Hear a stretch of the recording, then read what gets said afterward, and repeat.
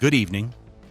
We begin tonight with the ongoing U.S. government shutdown, as hundreds of thousands of federal workers face growing uncertainty about their financial future.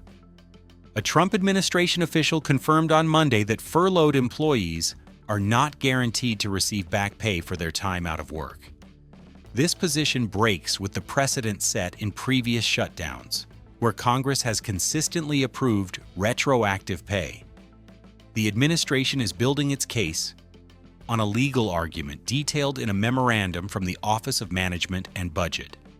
The memo, written by OMB General Counsel Mark Paoletta for Director Russ Vought, contends that the existing federal law requiring back pay is not self-executing. This means, in the administration's view, that the law does not automatically trigger payments. Instead, it would require a new, specific act of Congress to approve and fund any retroactive compensation within a future continuing resolution.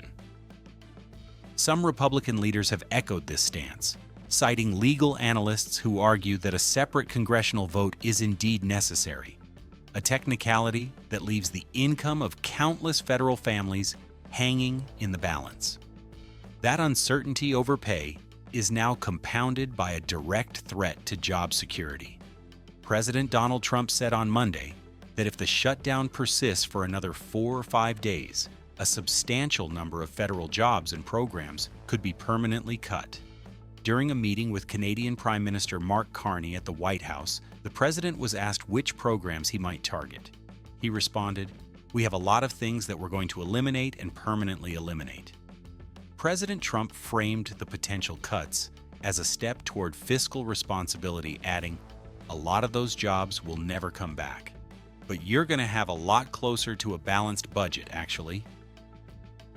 These remarks signal a significant escalation, suggesting the administration may use the prolonged shutdown as leverage to enact long-term reductions in the size of the federal workforce and government services, fundamentally altering the stakes of the current budget standoff.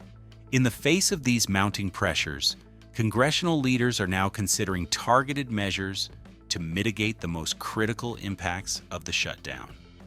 House Speaker Mike Johnson said yesterday he is open to passing standalone legislation to ensure that military service members and the nation's air traffic controllers do not miss their next paychecks. After speaking with Senate Majority Leader John Thune, Johnson told reporters, "We're monitoring that day by day. I'm certainly open to that. We've done it in the past. We want to make sure our troops are paid." The inclusion of air traffic controllers is a direct response to urgent warnings from the Federal Aviation Administration. The FAA has stated that staffing shortages across the system are already forcing it to implement traffic slowdowns at several major airports to ensure safety. These measures, while necessary, are causing cascading delays and cancellations for passengers and cargo, threatening to snarl air travel and disrupt the economy. The discussion of this emergency pay bill underscores the unique and essential role these employees play, and the immense pressure on lawmakers to act, even if a comprehensive deal to reopen the entire government remains out of reach.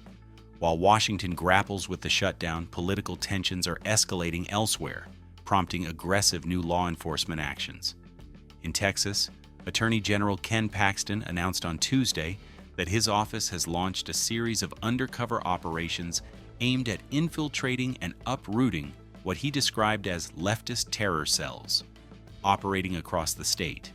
In a strongly worded statement, Paxton cited the recent assassination of conservative activist Charlie Kirk and what he called a disturbing rise of leftist violence as the primary justification for the new initiative. He characterized ideologies such as transgenderism and Antifa as a cancer on our culture that have unleashed their deranged and drugged-up foot soldiers on the American people. Paxton declared that Kirk's murder at a Utah college campus marks a turning point in America, adding that there can be no compromise with those who want us dead. To support his case for these operations, He specifically pointed to an incident where nearly 24 people, allegedly linked to Texas-based Antifa-like groups, were accused of ambushing an Immigration and Customs Enforcement, or ICE, facility in Alvarado. He also referenced a separate shooting at an ICE facility in Dallas.